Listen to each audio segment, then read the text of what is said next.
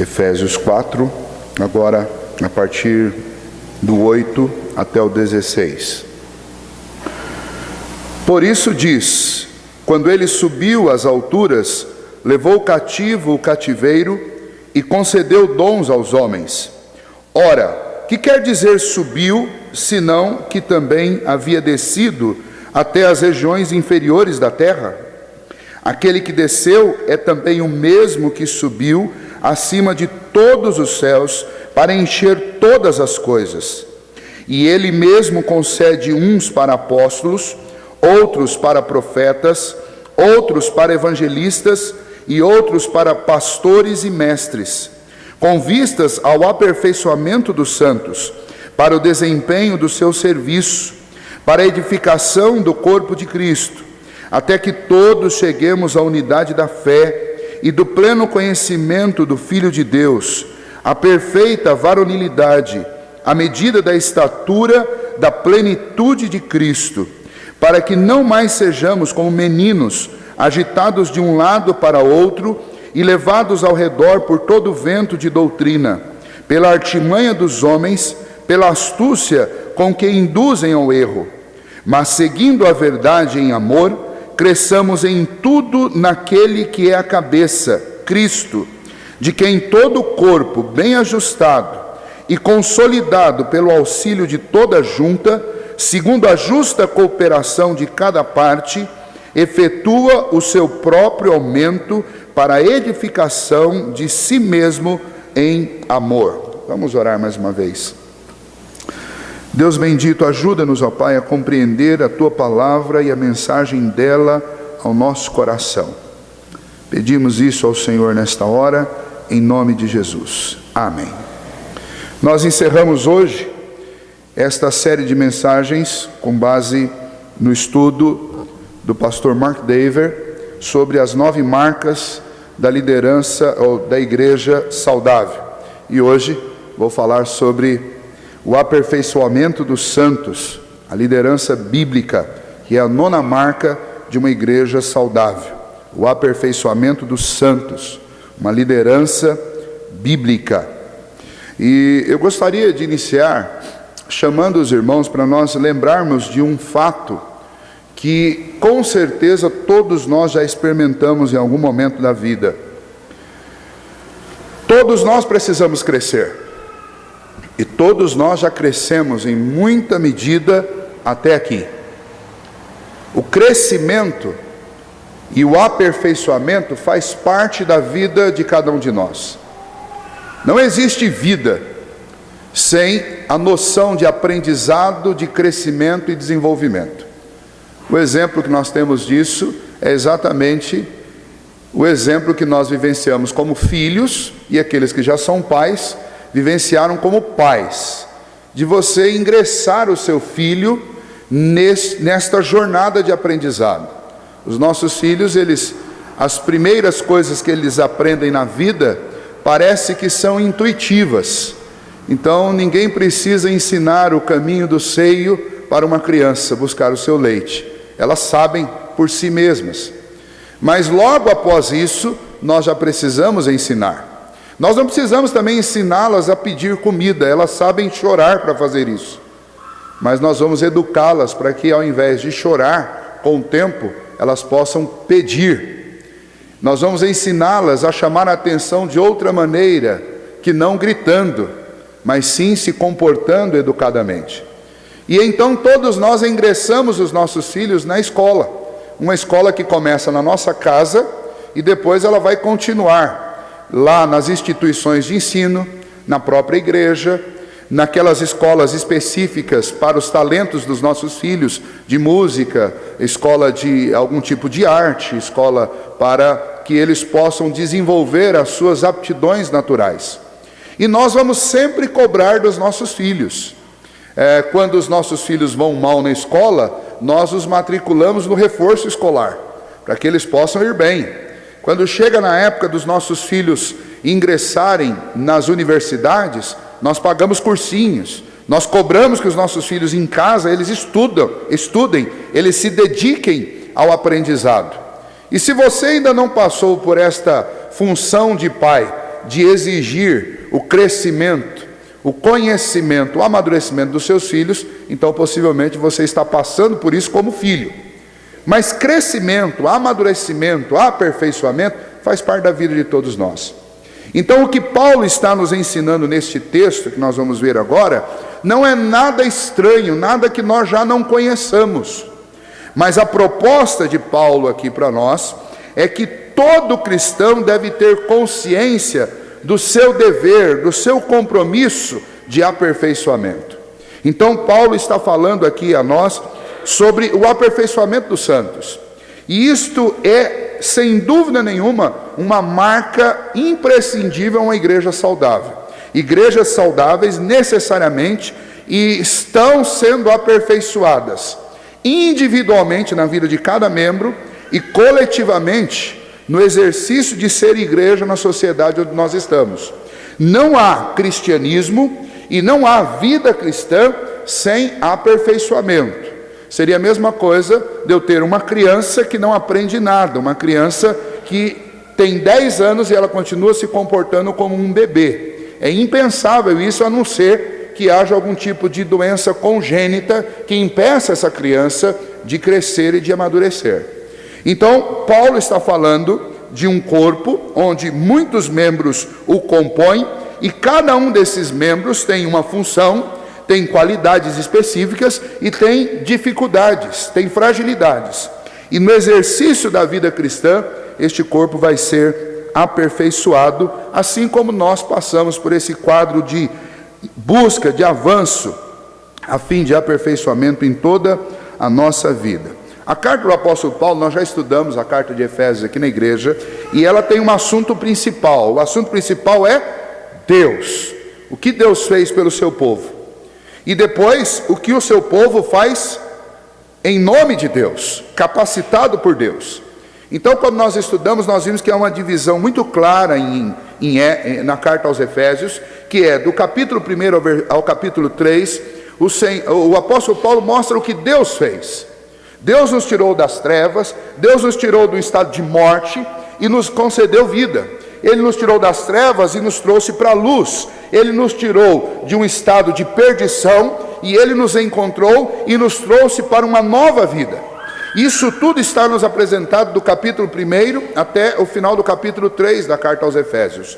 Mas quando nós entramos no capítulo 4, Paulo chama o seu povo, requer dos seus leitores que, à vista disso que Deus fez por nós, em Cristo Jesus, agora nós mesmos nos tornemos de conformidade, nós nos harmonizemos a nossa vocação. Nós somos chamados para sermos filhos de Deus. Nós somos tirados num estado de morte para um estado de vida, para praticarmos as boas obras que Deus planejou para que nós andássemos nelas. Nós temos um supremo modelo, que é Cristo Jesus. Ele é a suficiência em vista das nossas fragilidades. O que o Senhor espera de nós?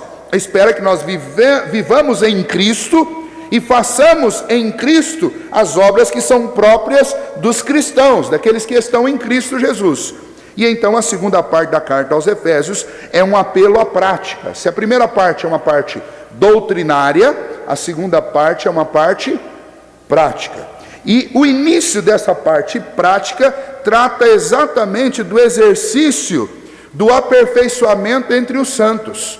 E Paulo descreve isso, nós acabamos de ler, como sendo uma obra que foi inicializada por Cristo. Não seria possível o cristianismo, não seria possível o aperfeiçoamento à parte de Cristo. Por isso que nós não estamos nos aperfeiçoando para nos aproximarmos de Cristo, é o contrário, nós nos aproximamos pela graça de Cristo para sermos aperfeiçoados. E à medida que acontece essa aproximação, coisas maravilhosas vão acontecendo na vida da igreja, na vida de cada um dos seus indivíduos. Então, nós podemos dividir esse texto que nós lemos aqui em 3 partes, e cada uma delas vai tratar de uma esfera dentro do aperfeiçoamento dos santos. A primeira delas fala a respeito do ministério dos santos. Eu quero pegar especialmente o versículo 16, olha para ele lá. O versículo 16 diz: de quem todo o corpo, bem ajustado e consolidado pelo auxílio de toda a junta, segundo a justa cooperação de cada parte, efetua o seu próprio aumento para a edificação de si mesmo em amor. O que está acontecendo aqui? Está acontecendo uma união orgânica dentro deste povo, desta igreja, e esta união orgânica que é possibilitada por Cristo, nós nunca podemos perder isso de vista, e é ao mesmo tempo fortalecida por Ele, guiada por Ele, que é o cabeça. Esta união orgânica, onde todos os santos trabalham juntos, é chamado de ministério dos santos. E aonde existe esse ministério dos santos, existe o aumento, existe o crescimento qualitativo. Por quê? Bom, vamos seguir os passos aqui que Paulo nos dá. Primeiro, porque está acontecendo trabalho, porque há movimento, e corpo em movimento gera trabalho, e trabalho produz, e produção gera aperfeiçoamento, no caso aqui do texto, que é o alvo desejado. Então a igreja, ela está unida debaixo do poder de Cristo e debaixo da direção do Espírito Santo, e se assim for, se todos os membros tiverem esta convicção e forem movidos por isso, ligados entre si, através da comunhão, fazendo aquilo que é a sua parte, o trabalho de cada um, o que vai acontecer? A igreja vai se desenvolver, ela vai ser aperfeiçoada. Aonde está o nosso problema? Porque até aqui eu tenho certeza que todos concordam, é a afirmação bíblica. Onde está o nosso problema? Nosso problema é que nós pensamos um modelo de ministério para a igreja que ele é avesso ao que Paulo está propondo. No modelo que nós pensamos, nós temos dentro da igreja uma grande parcela, a maior percentual de espectadores. E nós soltamos o ministério de ser igreja, de aperfeiçoamento, em cima de uma meia dúzia. E essa meia dúzia lidera. Esta meia dúzia, ela está no centro das atenções, ela se torna a vidraça, e todo mundo inclusive gosta de usar esse termo, olha, virou vidraça, e aí todo mundo enxerga os defeitos dessa vidraça, as manchas dessa vidraça, e é uma enxurrada de críticas, e é uma enxurrada de gente gritando, e o resultado final disso é que esse pequeno grupo se sobrecarrega, experimenta alguns avanços, algumas melhorias, mas corre o risco de se machucar profundamente.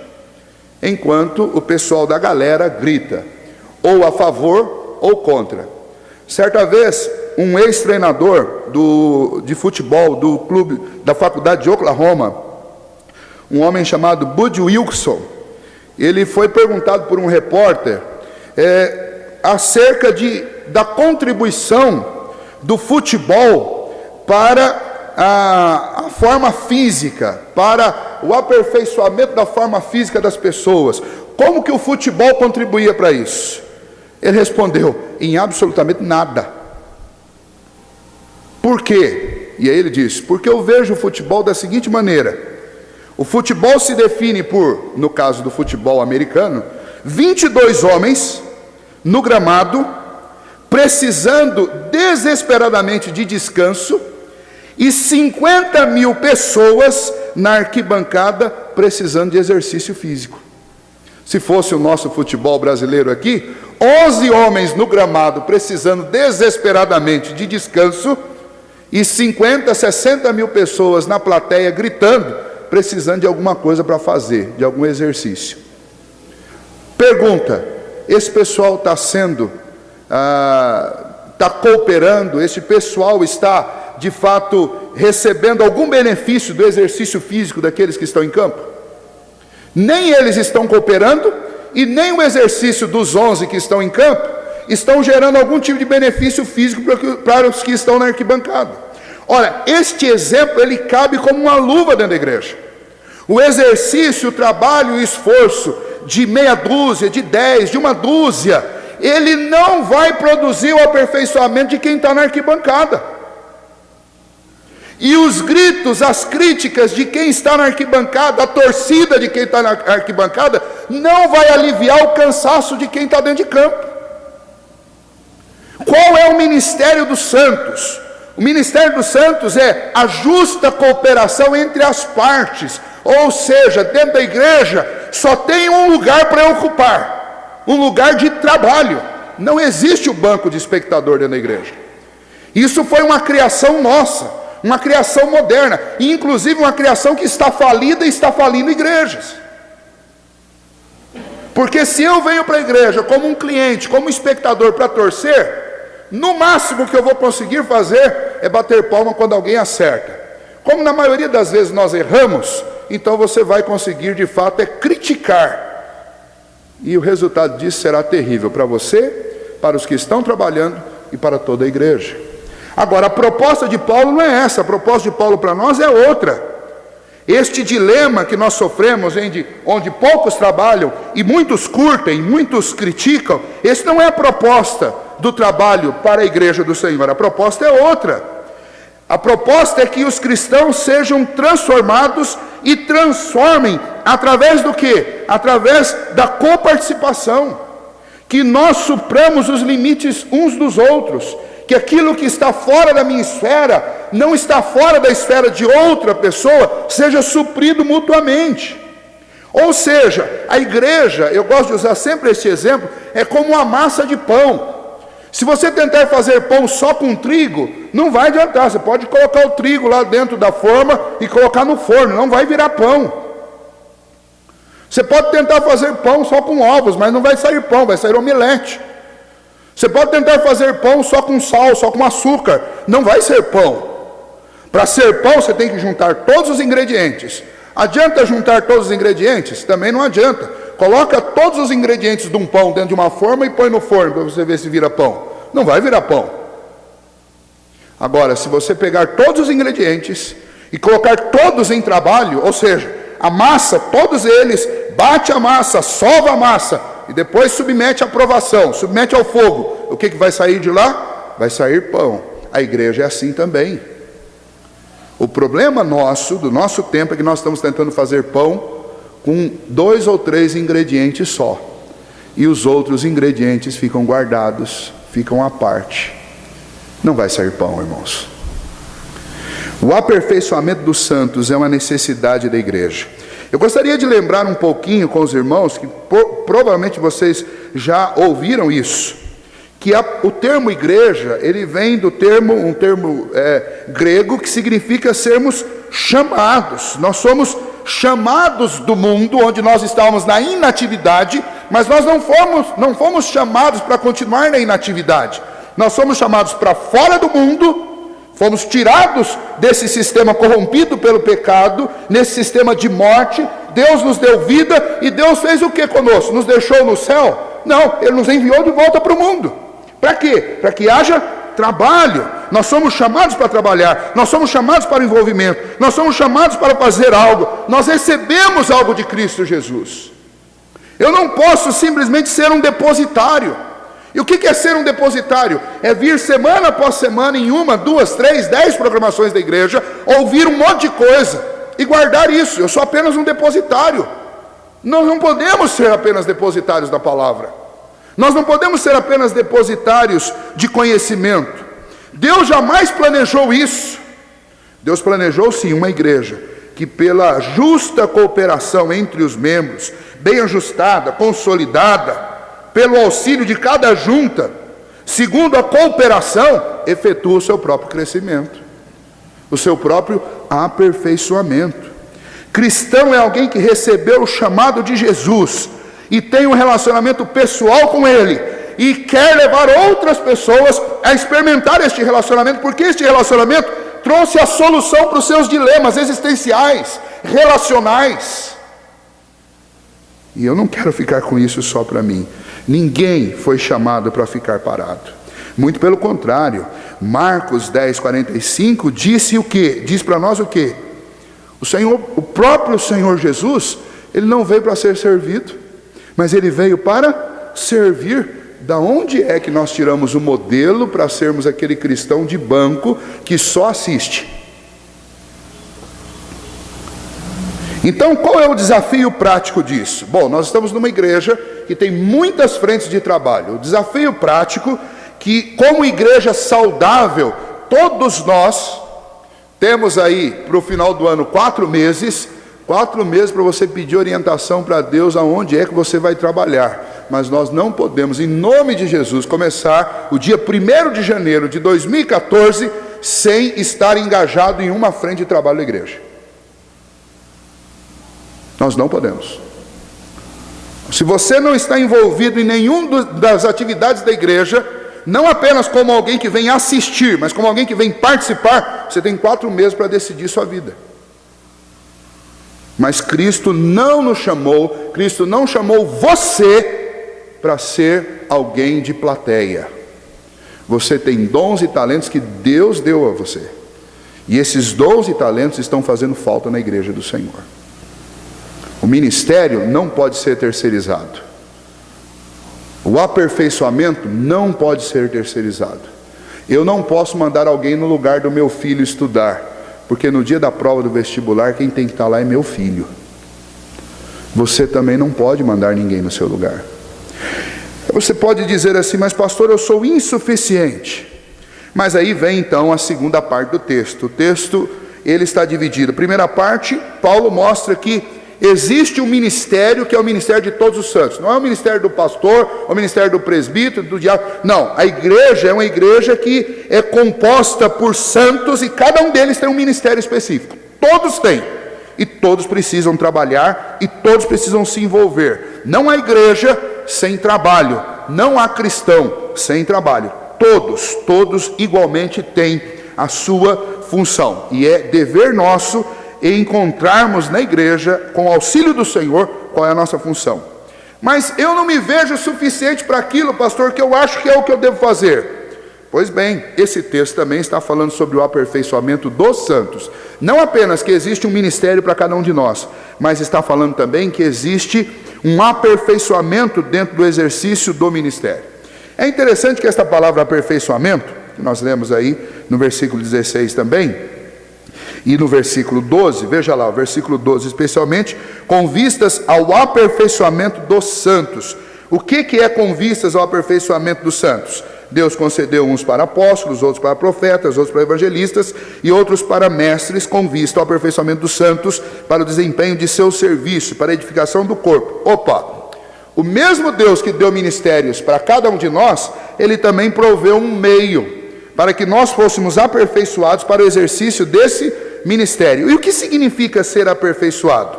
Bom, tem um termo grego que é chamado de catartismo. Esse termo é o termo que é usado para aperfeiçoamento no Novo Testamento. Ele vai aparecer nos evangelhos, nas cartas paulinas, ele vai aparecer em todo o conteúdo do Novo Testamento, e ele pode ser também traduzido de diferentes formas. Eu vou dar alguns exemplos para vocês. O Senhor Jesus usou esse termo lá em Lucas capítulo 4, 21, e lá ele encontra os discípulos na praia consertando as redes. Qual era o verbo que Jesus usou para descrever esses discípulos consertando as redes? Catartismo. Eles estavam consertando, aperfeiçoando aquelas redes. Consertar, corrigir, em Gálatas 6:1 aparece assim. Em 1 Tessalonicenses 3:10, reparar. Em 2 Coríntios 13:11, equipar, treinar, aperfeiçoar, formar, pôr em ordem. Em Lucas 6 ainda, versículo 40, é descrito como aquele que for bem instruído.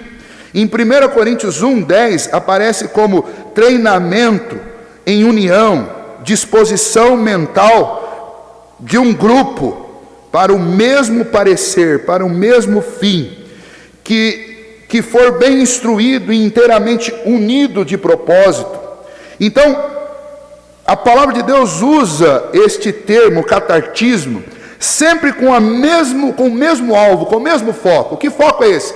É reparar aquilo que está quebrado, aquilo que está arrebentado, aperfeiçoar, corrigir, formar, equipar, dar o preparo, aquilo que é necessário para que este grupo funcione e funcione bem dentro de cada um dos seus ministérios. Aqui em Efésios 4, versículo 12, no texto que nós lemos, o que Paulo está deixando claro, o que significa esta frase, é que a igreja, na sua dinâmica de vida, ela tem como propósito equipar os seus membros para que eles, que são chamados para ir ao mundo, possam ir e ir bem. Nesse sentido, qual que é a responsabilidade de cada membro? a responsabilidade de cada membro é vivenciar as experiências dentro da igreja, com o povo de Deus, e aprender com elas. Aprender com o ensino da palavra e aprender com a dinâmica da vida da igreja. E onde está o nosso problema nesse sentido? Eu poderia citar dois, que são muito sérios. O primeiro é em relação à dinâmica da vida da igreja.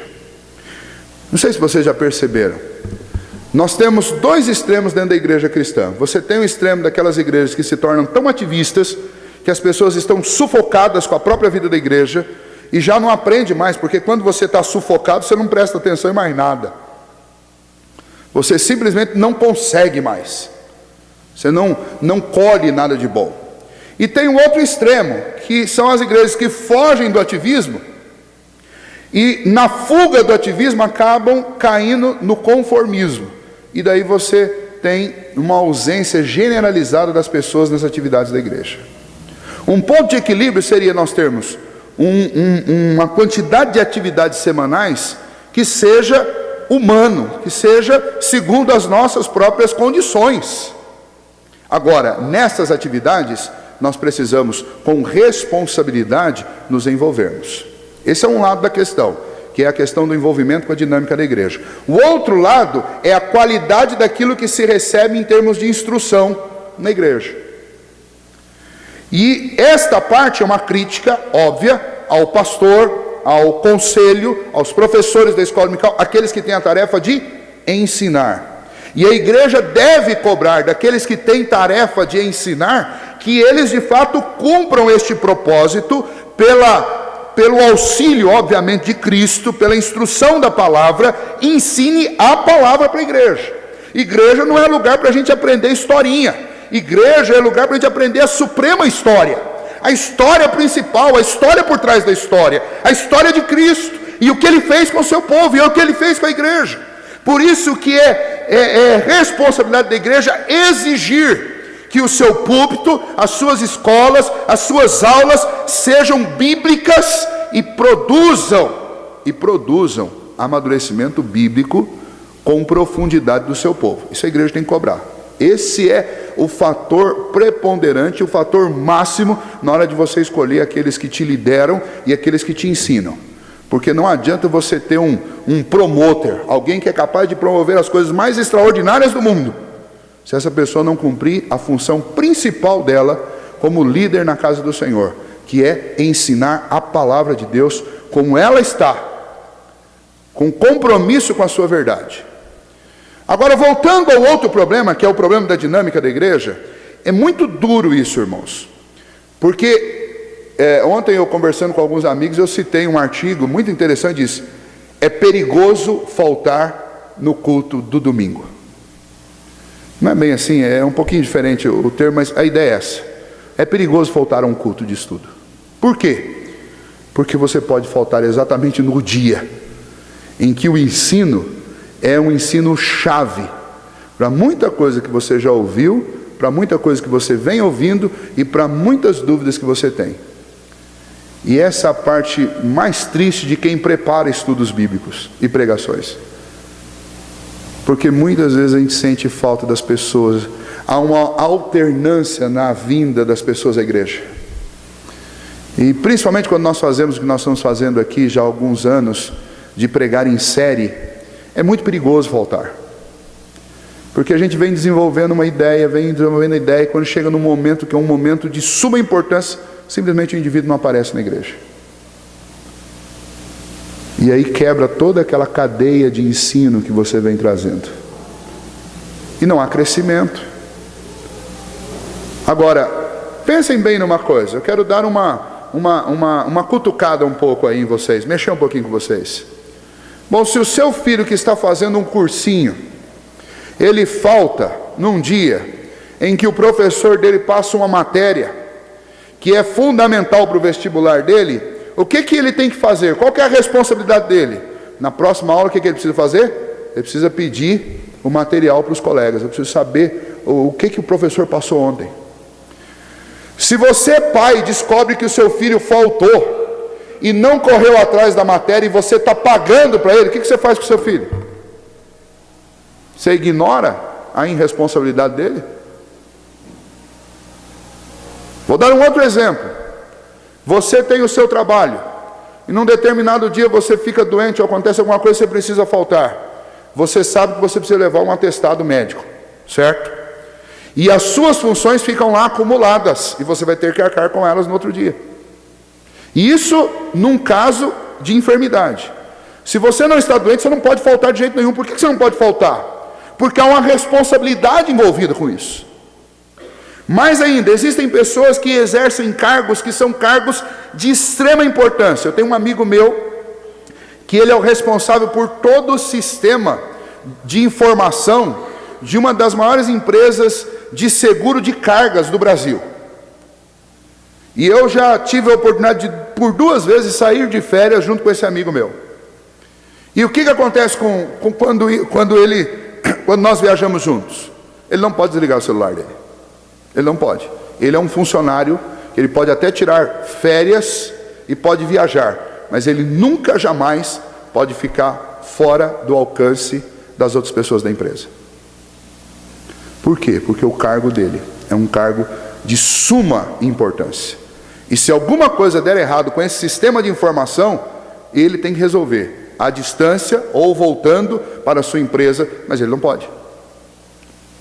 Ele trabalha numa torre no alto da Paulista, e ele está sempre conectado com esse lugar, porque este lugar precisa dele, e ele, como um funcionário, precisa deste lugar. Eu quero voltar para a igreja. Como que nós tratamos a igreja e os cultos da igreja? A grande maioria trata como apenas uma programação sem grandes consequências para a sua vida. E, portanto, faltar não traz consequência. E, portanto, não se envolver não traz consequências. E é aí que você se engana.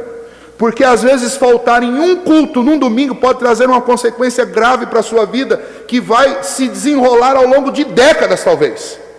Por quê? Porque naquele dia, talvez, a pregação, a palavra de Deus, o Espírito tocaria num assunto que é um assunto nevrálgico na sua vida, mas você simplesmente diz: ah, não, hoje é a final da Fórmula 1, hoje é a final não sei do que, hoje eu estou a fim de dar uma passeada e eu não vou. Mas vir à igreja não é um compromisso adiável, não é um compromisso sem importância. Eu estou tratando com aquilo que diz respeito à minha alma, eu estou tratando aquilo que diz respeito ao meu trabalho diante de Deus, aquilo para o qual eu fui chamado. Isso é mais importante, inclusive, do que o meu trabalho secular. Ah, pastor, o tempo de ir na igreja eu estou investindo na minha família. Não há investimento na sua família que compense a ausência aqui na igreja, onde a sua família estará sendo edificada na palavra de Deus. Aperfeiçoamento dos santos é uma obrigação de cada um de nós, que só é possível pela ação graciosa de Deus nas nossas vidas, através de Cristo que nos salvou, e do Espírito que ensina-nos e que abre a nossa mente, o nosso coração, nos ilumina para compreender a palavra, e nós pegamos todo este trabalho do Supremo Criador do Universo e enfiamos dentro da Bíblia e fechamos e dizemos: hoje eu não vou à igreja. E nós convivemos com uma realidade que é uma realidade mensal. É uma realidade que no primeiro domingo do mês, no culto de Santa Ceia, as pessoas lotam a igreja. E no último domingo do mês a igreja está vazia. Me desculpe, isso é misticismo religioso, porque não há poder algum no pão e não há poder algum no vinho para te tornar um pouquinho mais forte. Estes são apenas símbolos, sinais, que nos fazem lembrar da obra de Cristo. O poder está na obra de Cristo. E parece que o único lugar onde as pessoas ainda estão enxergando poder na igreja é no pão e no vinho. Por isso que no culto de Santa Ceia está lotado a igreja. Deixa eu dizer algo para você. Sabe por que nós celebramos a ceia todo mês? Não é por uma ordem bíblica. Encontre na Bíblia onde está a ordem para celebrarmos a ceia todo mês. Não é. Nós celebramos a ceia todos os meses por causa da nossa falta de memória. Nós celebramos a Santa Ceia todo mês para que a nossa mente e o nosso coração relembre quem é o nosso Salvador, Quem subiu naquela cruz? Quem é a nossa garantia? Que é Cristo. É essa a função da ceia. Ela foi estabelecida como um sacramento para que servisse para mim de memorial, para que me fizesse lembrar que eu, em Cristo Jesus, sou irmão de cada um de vocês. Portanto, ela serve para comunhão, porque me faz lembrar que nós estamos aqui juntos e todos nós somos pecadores e todos nós temos um Salvador em comum, é Cristo Jesus. E ela serve para evangelização. Por quê? Porque todas as vezes que eu celebro a ceia, eu estou falando a respeito do que Cristo fez. Ah, pastor, mas a ceia não tem a função de dar força, de dar poder, de me fazer mais crente? Não. Ache um texto bíblico que dê base para isso. Não existe tal coisa. Mas nós vivemos um misticismo religioso encalacrado, talvez pelas heranças que nós temos na nossa tradição do catolicismo, talvez pela influência do neopentecostalismo, eu não sei direito o porquê, mas essas coisas estão encalacradas na nossa vida. E o resultado é que as pessoas estão tão ligadas nisso, que se elas escolhem um dia para jamais faltar na igreja, é no dia da Santa Ceia, porque se eu faltar na Santa Ceia, e eu morrer na semana que vem, eu vou para o inferno. Alguém pôs isso na sua cabeça. Eu tenho certeza que não foram duas pessoas. Tenho certeza que não foi Deus, e tenho certeza que não foi a palavra dele, porque isso não está lá. Agora, o aperfeiçoamento dos santos implica o quê? Implica participação, implica envolvimento, implica aprendizado, implica leitura da palavra, implica dedicação em se aprofundar na palavra de Deus. O aperfeiçoamento dos santos pressupõe regeneração, ou seja, a obra de Cristo tem que ter acontecido no meu coração. E se há regeneração, há interesse pela palavra. E se há interesse pela palavra, há interesse pela igreja. E se há interesse pela igreja, então há compromisso. Aperfeiçoamento dos santos não acontece nem a parte da igreja e nem a parte da palavra. É com a palavra e é dentro da igreja. Veja só, se nós lembrarmos de 2 Timóteo, capítulo 3, versículo 17, diz: toda a escritura é inspirada por Deus e útil para o ensino, para a repreensão, para a correção, para a educação na justiça, a fim de que o homem de Deus seja perfeito e perfeitamente habilitado para toda boa obra. Você entende que isso é uma verdade? Quantos lugares você conhece aqui em Itapeva que são reservados exclusivamente para o ensino da palavra? Dentro da sua rotina. As igrejas, não são? E você faz parte dessa igreja. Então não dá simplesmente para ir fazer qualquer outra coisa no momento em que a palavra de Deus está sendo ensinada dentro da igreja. Nós temos que pensar seriamente nisso, irmãos, porque nós estamos tratando a igreja como um clube, como uma associação, onde eu apareço de vez em quando só para marcar presença. Ou, na pior das hipóteses, nós estamos tratando a igreja como uma tábua de salvação. Então, para não correr o risco de ir para o inferno, eu apareço lá de vez em quando. Isso é um grande erro.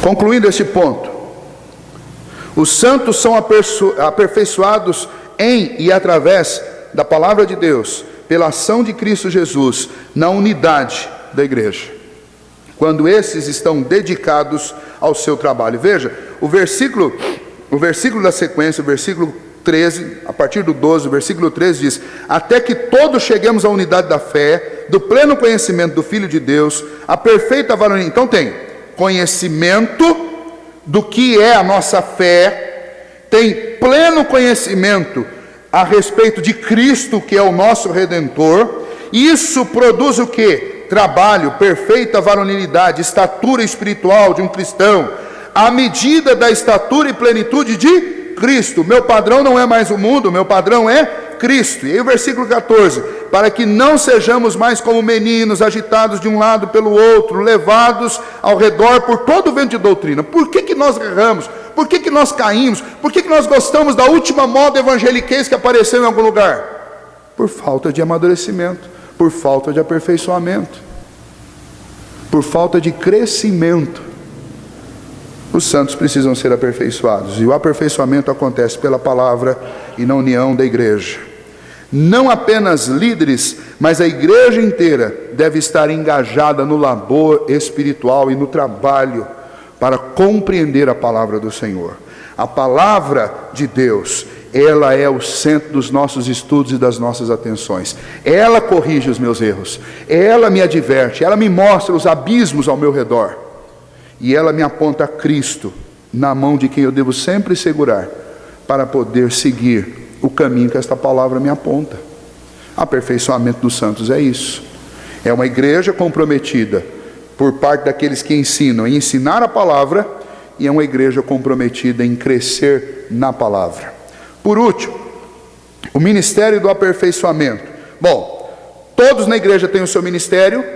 Deus quer o aperfeiçoamento de todos os santos, e dentro dos ministérios que existem na igreja, existe um ministério específico para o aperfeiçoamento da igreja. Qual é esse ministério?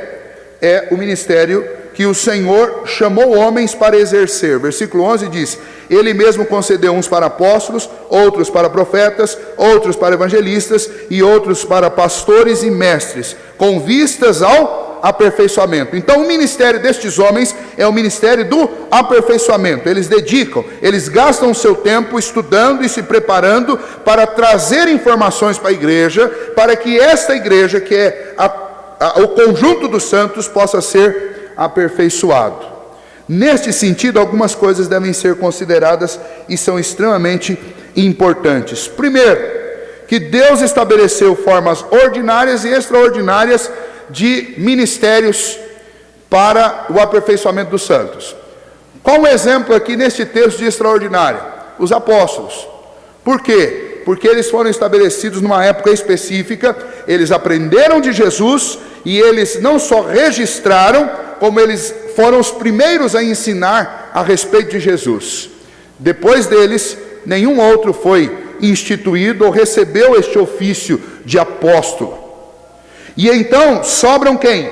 Sobram os pregadores, os profetas que denunciam o erro e que anunciam a verdade da palavra de Deus, os pastores e mestres. Pastores e mestres aqui não é um grupo onde existem pastores e existem mestres, mas pastores e mestres é uma mesma dedicação, é um mesmo ministério. São aqueles presbíteros, nós chamamos dentro da nossa denominação de presbíteros docentes, ou seja, presbíteros que se esmeram em ensinar. Estes nós chamamos dentro da nossa denominação de pastores. Existem professores de escola dominical, mestres, não são pastores, mas são mestres. Existem presbíteros que também são mestres, mas exercem as suas atividades seculares, servindo a Deus através delas também, e dentro da igreja exercem o papel de presbítero regente. Ele não é pastor, mas ele ajuda na administração e ele ensina também. Bom, este grupo recebe do Senhor tanto a aptidão, quanto também o privilégio e a responsabilidade de ensinar a palavra, com vistas ao aperfeiçoamento da igreja. Deus concede a esses homens, pastores e ensinadores. O que cabe a eles? Cabe ensinar. E eu não quero, diante de Deus, que os irmãos imaginem que talvez eu esteja legislando em causa própria, mas nós temos uma grande dificuldade dentro da nossa denominação, da Igreja Presbiteriana do Brasil. Porque quando nós pensamos em pastor na Igreja Presbiteriana do Brasil, eu não quero parecer injusto, mas infelizmente na grande maioria dos casos as igrejas estão procurando um promoter, um líder show, um cara que conduza, que faça, um administrador, um cantor e um pregador, que nas horas vagas ele ensine alguma coisa, mas ele não veio mexer muito com o que a gente já sabe, não. Que a função dele é o quê? É ser é quase como ser o cabeça da igreja. Olha, o cabeça da igreja é Cristo. A administração eclesiástica da igreja é responsabilidade do conselho da igreja. A igreja não precisa de promotor de evento. As sociedades internas da igreja devem se responsabilizar por eventos extras. Existem na igreja milhões de coisas para serem feitas e esta não é a função do pastor. Porque a função do pastor é ensinar, ensinar a palavra de Deus com vistas ao aperfeiçoamento da igreja. Então, quando eu procuro um pastor, eu devo lembrar como igreja que eu primariamente, fundamentalmente, eu tenho que procurar alguém que me possa proporcionar o aperfeiçoamento na palavra de Deus. Não adianta eu ter na igreja um showman, não adianta eu ter na igreja um excelente administrador, um financista, um construtor, um grande comunicador, daqueles que levantam palcos e levam a multidão ao delírio. Não é isso. A função do pastor, a função daquele que ensina, do pastor mestre, é ensinar a palavra. Por quê? Porque todas as outras atividades da igreja dizem respeito ao ministério dos santos. É a igreja que está engajada. Então o sucesso ministerial de um pastor não é medido pela quantidade de coisas que ele consegue fazer, mas é medido pela quantidade de coisas que ele consegue levar o seu povo a fazer. E eu digo daí particularmente, alguém disse para mim: ó, pastor, o senhor é um grande executivo. Eu não sei o que ele quis dizer com grande. O executivo eu entendi.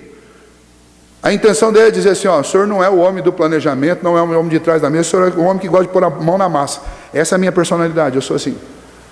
E por causa disso eu sou tentado muitas vezes a fazer coisa que não é nem a minha especialidade, nem da minha alçada e nem a minha responsabilidade. E por vezes eu deixo de gastar mais tempo estudando a palavra, mais tempo ensinando a palavra, para fazer coisas que outras pessoas poderiam fazer. E então, levado às últimas consequências, uma pessoa disse uma vez: pastor, se esmere em fazer aquilo que é a função do Senhor, porque para fazer o que o senhor está fazendo, a gente por muito menos consegue pagar alguém para fazer. Isso eu ouvi uma vez, que eu peguei uma roçadeira lá na chácara, umas 4 horas antes do acampamento, e comecei a roçar. Aí eu fui repreendido por um diácono, chegou para mim: pastor, sua função não é essa, vá para casa estudar para o senhor pregar para a moçada à noite, porque eu não consigo achar nenhum operário que faça isso. Eu consigo achar um monte de gente para roçar aqui, mas não consigo achar alguém para vir pregar. Então o senhor se ocupe naquilo que é sua função, que dessa parte nós cuidamos. Foi a melhor repreensão, eu quase bati palmo para essa repreensão, porque de fato eu estava errado, e porque de fato essa pessoa compreendeu corretamente. A função do pastor, mestre, é guiar o seu povo na palavra. E se o povo não quiser isso, então o pastor deve ir atrás de quem queira aprender. Nós não somos, e aí quando eu falo nós, eu estou lembrando aqui do seminarista que está aqui aprendendo, estou lembrando dos nossos presbíteros. Nós não somos economistas, financistas, operários, nada disso. Deus nos chamou para o exercício correto da palavra, do ensino dela. Pastores ensinam, líderes lideram, membros da igreja, santos, trabalham nos mais diversos ministérios da igreja, e cada um fazendo a sua parte, a igreja cresce.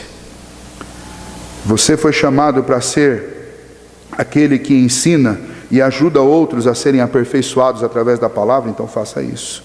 Os santos serão aperfeiçoados por aqueles que foram chamados e constituídos e habilitados e dados por Cristo à igreja para esse ministério. Foi o próprio Cristo quem chamou Pedro e deu-lhe a missão: apacenta as minhas ovelhas. Nenhum homem pode tomar para si esse ministério, nenhum homem pode requerer isso. Isso é algo em que o próprio Deus decide dar. Os deveres do pastor, do mestre, são prover o rebanho de alimento espiritual e procurar protegê-lo dos perigos espirituais. Essa é a função do pastor. E acreditem ou não, irmãos, quando um pastor decide fazer isso seriamente, ele é criticado. Ele é criticado. Principalmente quando você fala sobre proteger o rebanho de perigos espirituais. Aí tem ala que acha que o pastor está excedendo, está indo longe demais. Nosso Senhor utilizou esta palavra em João capítulo 10, versículo 11, versículo 14, para descrever a sua própria obra. Como pastor, ele defende as suas ovelhas. Suas ovelhas o seguem. Ele cuida, ele alimenta, ele concede água para que essas ovelhas possam ficar bem. O propósito imediato de Cristo em dar pastores à sua igreja é que, através do ministério da palavra, estes exercido por eles mesmos sejam exercitados pela palavra, e o povo seja exercitado pela palavra, e os vários ministérios da igreja se desenvolvam debaixo do ensino da palavra. Isso será de grande benefício para aqueles que exercem o ministério com fidelidade, tanto aqueles que exercem o ministério da palavra, quanto aqueles que exercem o ministério do zelo, do cuidado, do auxílio, das orações, das intercessões, daqueles que cantam, daqueles que evangelizam, daqueles que visitam, e daqueles que administram, e daqueles que cuidam de todas as áreas da vida da igreja. Enfim, o tamanho do ministério de um pastor não é medido pelo número de pessoas que ele consegue trazer junto de si, mas pelo número de trabalhos que ele leva estas pessoas a realizar. E eu gostaria de encerrar então esta parte, relendo novamente o versículo 16. Porque eu devo cumprir a minha função, você deve cumprir a sua, todos nós devemos cumprir as nossas, e então nós podemos esperar que aconteça aquilo que Paulo nos anuncia no versículo 16, de quem todo o corpo bem ajustado e consolidado pelo auxílio de toda a junta, segundo a justa cooperação de cada parte, efetua o seu próprio aumento para a edificação de si mesmo em amor. Cristo nos proporciona isso, e somente nele nós podemos experimentar. Nós vivemos numa época de igrejas velhas e imaturas, e o motivo disso é porque também nós somos crentes velhos e imaturos. E por que nós somos assim? Porque talvez passamos a maior parte da nossa vida cristã sentada nas arquibancadas, assistindo os outros. O chamado de Deus para que sejamos uma igreja saudável começa com cada um de nós assumindo a nossa responsabilidade no corpo. Chega, acabou as férias, acabou o tempo de descanso, agora é hora de trabalhar. Você precisa de aperfeiçoamento? O aperfeiçoamento virá pela palavra e pelo convívio na igreja. Portanto, não falte à igreja, não falte aos trabalhos do Senhor. Se envolva com eles, aprenda, leia a palavra do Senhor. Terceiro, existe gente na igreja que foi chamada especialmente para trabalhar esse crescimento. Se vala do trabalho dessas pessoas. Procure auxílio, procure aperfeiçoamento junto delas. Não se afaste. É duro que normalmente quando um pastor precisa conversar com alguém, normalmente é porque um problema grave está acontecendo. Não deveria ser assim, deveria ser o contrário. Tanto aqui no ensino, através dos cultos, quanto nas outras horas, a igreja deveria utilizar o pastor e os mestres da igreja da seguinte maneira: pastor, eu preciso me aprimorar no ensino, o senhor tem 1 hora por semana para nós estudarmos juntos, que eu gostaria que o senhor me ajudasse a aperfeiçoar nesta área. É para isso que serve o pastor. O pastor não serve pastor, nós precisamos fazer um grande evento aqui mês que vem, e o senhor é responsável por nos liderar nisso. E você, o mais franco que eu consigo ser, e tentando não ser emotivo além da conta: irmão, estou cansado de evento, literalmente cansado de evento, até porque eventos, infelizmente, não deixam nenhum tipo de fruto para a igreja. Nós estamos carecas de saber disso. Nós não, o João. Eu estou ficando. Não é evento que traz gente para a igreja. Quem traz gente para a igreja são as ovelhas da igreja. São as ovelhas que produzem. São os líderes, são os pastores, não são os eventos. Nós precisamos mudar a nossa forma de pensar a igreja. Nós precisamos descer todo mundo da arquibancada e entrar todo mundo em campo. Porque a meia dúzia que está em campo está também sufocada. não está aguentando mais. E você que talvez está na arquibancada, você tem o que nós estamos precisando. Mas até quando você ficará de braços cruzados? Essa é a pergunta.